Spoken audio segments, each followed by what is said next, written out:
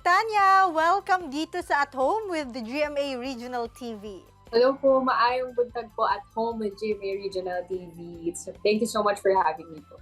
It's so nice to see a beautiful and fresh face ngayong umaga. Eto nga Tanya, since you are a content creator and influencer, what kind of vibe ba ang gusto mong ibahagi sa iyong followers?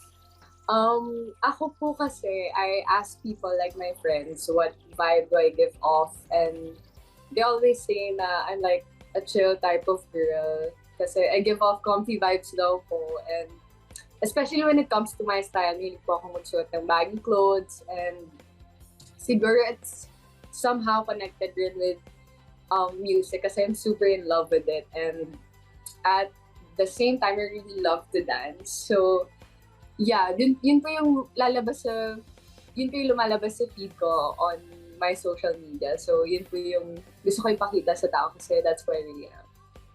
We also want to get to know you more. You are the daughter of Mr. Wendell Ramos. Siya ba ang nag-influence sa'yo na sumabak sa industriyang ito?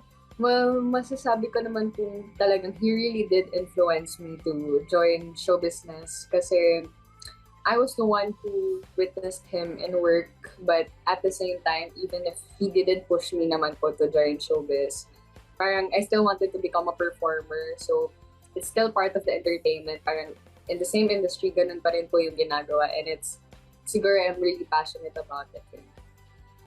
At ngayon nga, you will be part of this TV adaptation of the hit Wattpad novel na Love is Caught in His Arms. Please tell us more about your role here. Yes, if some of you still don't know, I will be playing Ira Rivera, one of Florence's good friends. Si Florence Almero will be portrayed by Sofia Pablo. And about my character, you can say a lot of things about her kasi meron pong twist sa story. And I want people to, especially their readers, to see a different side of Ira. Kasi all I can say na she is sassy. So, parang expect the unexpected type of character po siya ngayon.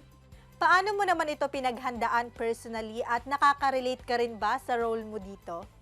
Well, at first po, I won't deny na I had a hard time, especially because it was my first ever acting experience along with some of my Sparkada members. And it was my first time to be on set, but kailangan kong aralin yung character ko and I needed to know her. I needed to know and I needed to know who she really was. And actually parang I saw somehow myself in her kasi si Ira po parang she has this personality na she puts others first before herself, and yun how chill she is lang, and parang ang nakita ko sa kanya, she's the type of go with the flow type of person. So yun po. Parang we still have the same personality.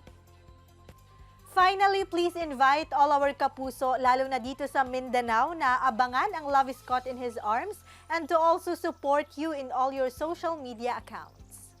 Yes, hello po mga kapuso. Inaanyayahan ko po kayong manood ng series, Wattpad adaptation na Love is Caught in His Arms. So dito na po on GMA at mga kasama ko po sina Sofia Pablo together with Allen and Science, some of my Sparkada members. And if you want to get to know me more, you can follow all of my social media platforms at Tany Ramos on Instagram, Tany Ramos on Facebook account, and on my Facebook page, and of course, where I post my dancing videos, TikTok at Tany Ramos with a double S.